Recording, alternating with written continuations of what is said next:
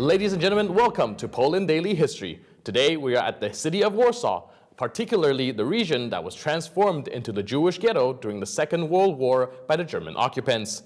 Today we will be speaking with our guest, Mr. Artur Gorniewski, a tourist guide and historian about the 1,000 years of Polish Jewish history. During World War II, the Germans created many ghettos in which they imprisoned the Jewish population. And one of the biggest one is here in Warsaw. They are also known for holding one of the biggest uprisings where the Jews fought against the Germans. And I was wondering if you can tell me about the significance of said uprising and how people are commemorating it after the event. So to clarify, the biggest ghetto and the biggest uprising of Jews against the Germans during World War II. So look, the significance seems to be so huge about this place. And that's why in nowadays Yad Vashem Museum in Jerusalem, the main field in the central section of that museum is Warsaw Ghetto field. And there are two monuments next to which today's Israelis are celebrating or maybe commemorating their most important history facts, is right over there next to two monuments that are copies of the monuments from Warsaw. So there are two of them. There is the monument of Heroes of Ghetto's uprising, and in the central section of it we can see Mordechai Anielewicz, 23 years old leader of the uprising. Next to his left leg there is a man who already died. Then next to him there is another man who is protecting a child in his hands. Then on the left and the right of Mordechai Anielewicz there are two teenagers, 14 and 16 years old, and above a lady who holds her child on a background of flames of burning ghetto. So the interpretation is following. It doesn't matter if you are young or old. It doesn't matter if you are a boy or a girl. It doesn't matter if you have something to fight with or not. You fight for your nation, you fight for your dignity, and you fight for your honor. This time in the field of human conflict, people were fighting another people not because of land, not because of resources, not because of religion, access to the sea, different point of view, religion, women. They were fighting for their dignity. They were fighting for their honor. And that's why when we take a look at that sculpture, the eyes of these people are empty. They are blank because they knew there was no hope to win it in a military way. They knew they were fighting for their dignity.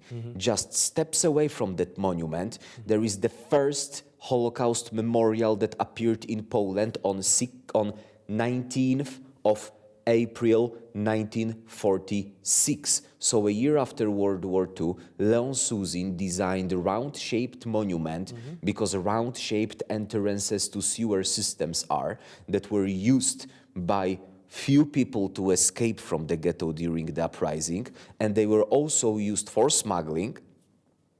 The monument is colored red because these soils were full with blood. 100 people were dying over there every day, which was 5 times less than Adolf Hitler's expectations. And then there are such metal commemorations. One of them is Hebrew letter Bet, written in a scroll of Torah. Torah starts with Bereshit section, which is the creation of the world, Bereshit. So these are the beginnings. And the scroll is connected with a palm leaf that represents suffering or glory. That was the first monument that appeared on 19th of April 1946. Then the mentioned Nathan Rapaport monument of Heroes of Ghetto's uprising appeared. And on its other side, there are sculptured Jewish families, in the background German helmets and bagonets, and these people were marching to the death from one concentration camp to another concentration camp or straight to the gas chambers.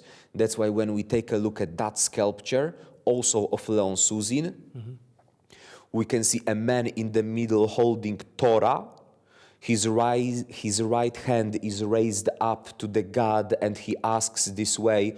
He's a rabbi, he holds Torah in his hand, and he says, I kept the rules, I did everything in a way you said, and that's what happens to me and my nation at the moment. We are walking to the gas chambers with the lady in front of me who's pregnant, and there is a 2-year-old girl in the back section of the sculpture, and the girl is looking back.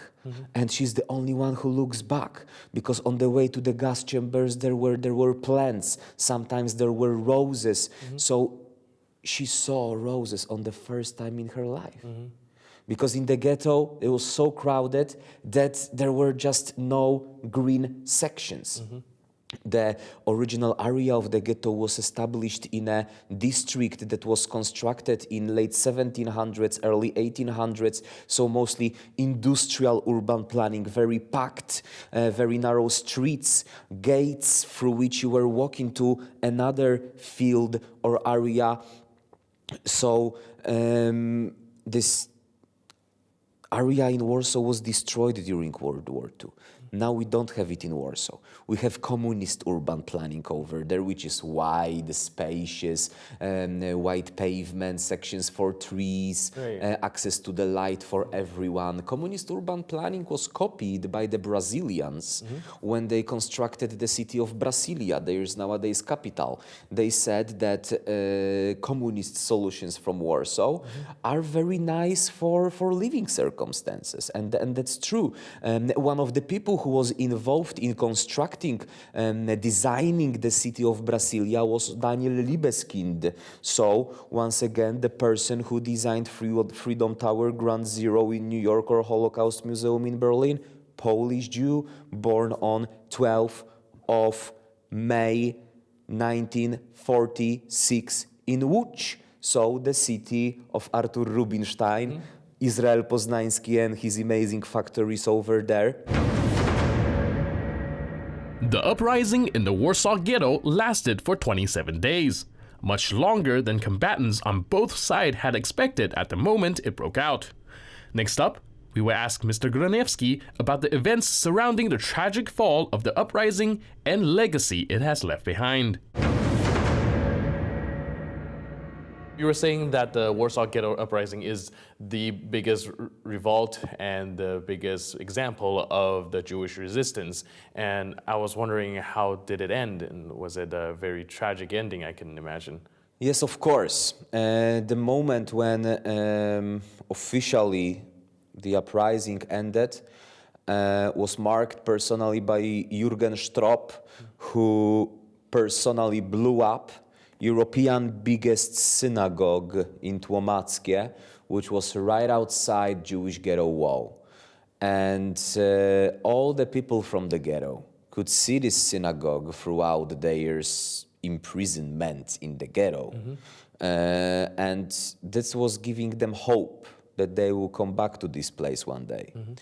And the synagogue was located in current Bankowy Square, in front of our seat of the mayor of the city, by the way. And during one of the night of the museums in Warsaw, so the night where you can see all the museums, when I went into our mayor's office, on her desk, she had a little replica of that synagogue. Also, that was her idea, and she enabled it to happen. That the Polin Museum was constructed in 2012, opened in 2014, and it was given European Best Museum Award 2016. How did it end the uprising? A few people escaped. For instance, Mark Edelman, he was a doctor before World War II, and then he survived Ghetto uprising. Then he was participating in Warsaw uprising 1944, and then he stayed in Warsaw till the end of his life.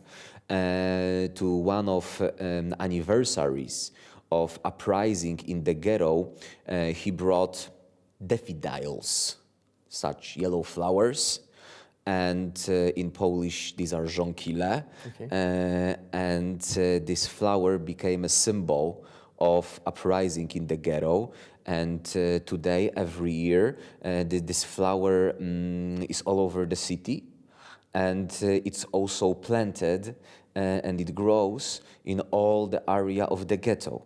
These yellowish flowers brought by Mark Edelman are also symbolizing his very important statement. His famous quotation is, "It is easy to hate, but love requires sacrifice and effort." And that's what a Jew that survived the uprising said. That's what a Pole that survived both of the uprisings said. And he's buried in a Jewish cemetery in Warsaw with his wife. And that's what you can see over there, his quotations and amazing history of the Polish Jews. As we can see, Poland has been for centuries the safe haven for Jews fleeing persecution. During the 18th and 19th centuries, the city has the largest amount of Jewish population in all of Europe. The two nations coexisted in peace until the Germans conducted the Holocaust. That's it for today. I'm your host, Benjamin Lee. I'll see you next time on Poland Daily History.